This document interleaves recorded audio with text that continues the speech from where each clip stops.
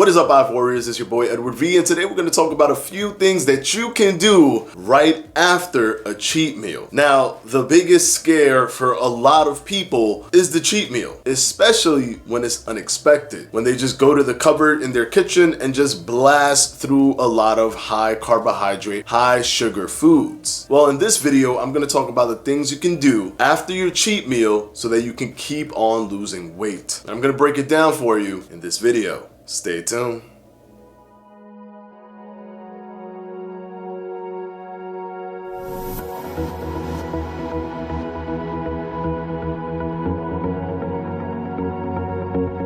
Alright guys, quickly before we start, this video is brought to you by yours truly, Fledge Fitness and the Fledge Fitness Jump Rope. If you haven't gotten yours yet, what are you waiting for? With an aluminum handle and a swivel design, you can't go wrong with the Fledge Fitness Jump Rope. Unfortunately, due to the pandemic event, we have sold out of the products that we currently have, but the Fledge Fitness team is expecting a mid-June release. So for the first time ever, we're allowing pre-orders, and you can go ahead and click on the description down below or on the top right-hand corner of this video. And of course, as always guys, thank you for your support. Now let's go ahead and jump right into the video. The typical cheat meal. The ever-growing monster inside of us psychologically. Are we going to break our routine or not? And when we do, we usually tell ourselves, well, since I went this far, let me just go as far as possible. You end up getting full, you go to sleep, you wake up, and you're depressed because you feel that you just thrown everything you've done out the window. Well, here's the important thing to focus on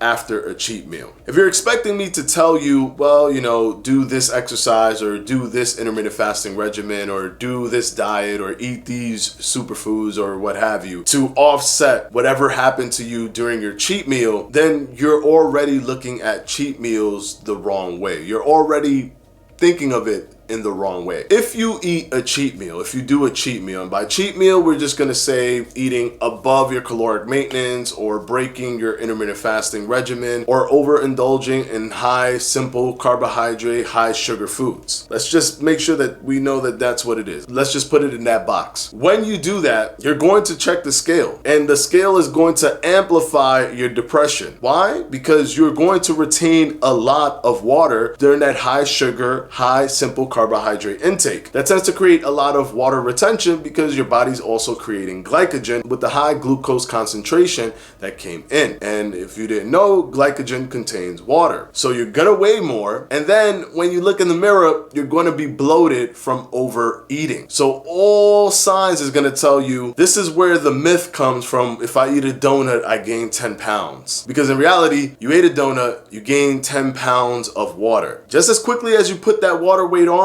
you can take it off. So I just need you to understand that. You can take off the water weight very easily the same way you put on the water weight. So by all metrics, how you feel, what you see, the scale, all of those things are going to give you a false narrative that you've just ruined everything. Especially if you actually lost 10 pounds of body fat and then you gain 6 or 7 pounds of water weight and you're not aware that what you've actually gained was water weight. That can be devastating to your entire routine because you might abandon everything not knowing that you're still actually on the correct path. Here, let me give you an example. If your caloric maintenance was 2,700 calories, which means if your net energy balance is 2,700 calories, which is your input and output, which evens out to 2,700, you would keep the same weight that you currently have in body fat and muscle tissue. But if you have a caloric deficit of about, maybe you're eating 1,500 calories, which gives you a caloric deficit of about 1,200 calories, and you follow this regimen Monday through Saturday, that means you were at a 7,200 calorie deficit for the entire week up until Saturday. But then Sunday, you go crazy. Sunday, you eat 4,000 calories, closing in on almost 2 times the amount of your actual caloric maintenance. You're still at a caloric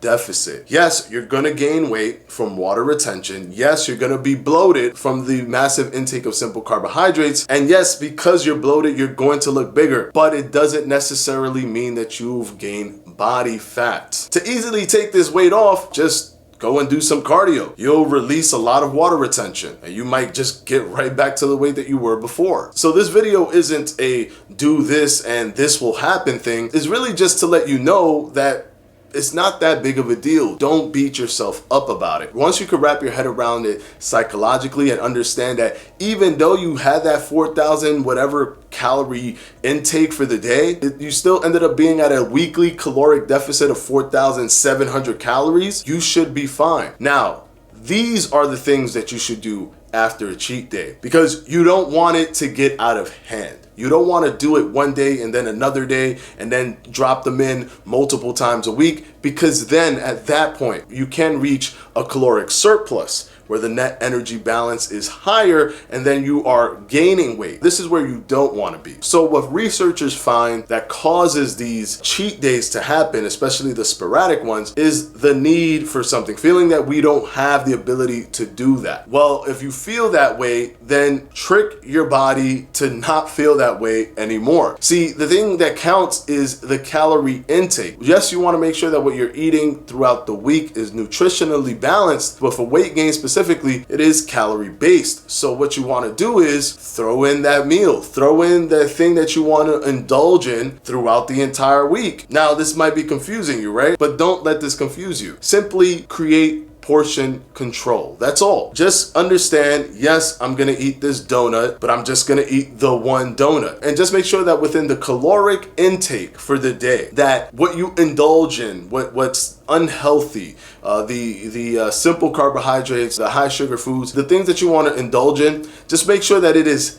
less than 15 or 10% of your total caloric intake for the day. So just to make it easy, if you were eating 1,000 calories, it's just to make the math easy. I know that you're not going to be eating 1,000 calories, but if you were just to be eating 1,000 calories, 150 of those calories can come from something that you're indulging on. Or you can consolidate all of those calories to a single day. The problem is not really the cheat meal or breaking out of the routine. It's really when you do it and it isn't planned, or you don't do it intelligently, where you're planning how much you're going to go over to ensure that still you're at a caloric deficit for the end of the week. There was a psychological behavioral study that was done that looked into portion control for people who want to overindulge. And they noticed that people who create these portion controls, that create a strategy for eating their cheat meals, tend to be successful because they don't feel like they're restricting themselves from anything. They don't feel like they're restricting themselves from eating something that they want to eat. If you never have foods that you kind of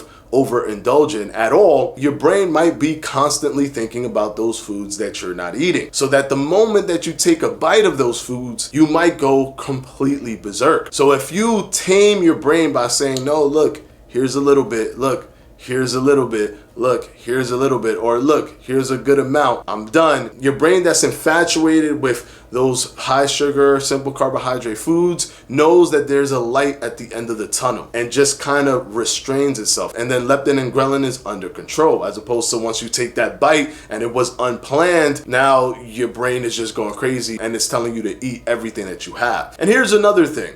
When you go to a restaurant, because restaurants tend to create the biggest cheat meal scenario where you're eating and you don't even know how much you're eating, and because everything looks so good on the menu, you're ordering all of these things. And especially if you're doing intermittent fasting and you go into that restaurant completely fasted, you might go a little crazy with how much you eat. So here's the trick, and it might sound a bit annoying and a bit of a bummer, but a good trick before you go to a restaurant with friends who are inviting you out to eat is eat a little something before you go to the restaurant.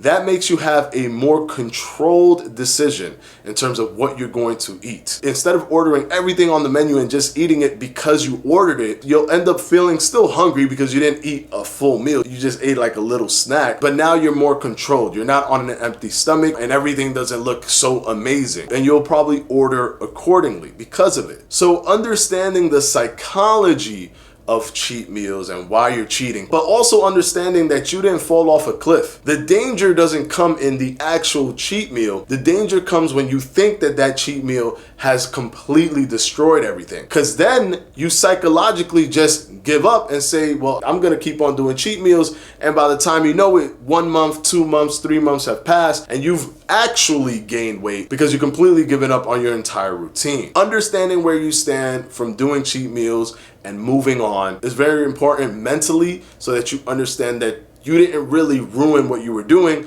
You just reduced the caloric deficit for the week, but you were still at a caloric deficit, which means that your net gain or loss was still a net loss at the end of the week. Yeah, you may have gained something that day, but for the week, for sure, you've burned some fat. So you're on a downward trajectory. We're all human. Things like this are going to happen, but you have to make sure you're bouncing back on your routine and not letting it make you so depressed that you just throw everything out the window. I hope this video has helped you guys, and of course that behavioral study I'm going to go ahead and link down below if you want to take a look at it for yourself. And as always, I'm going to go ahead and put my patrons for my Patreon right up here.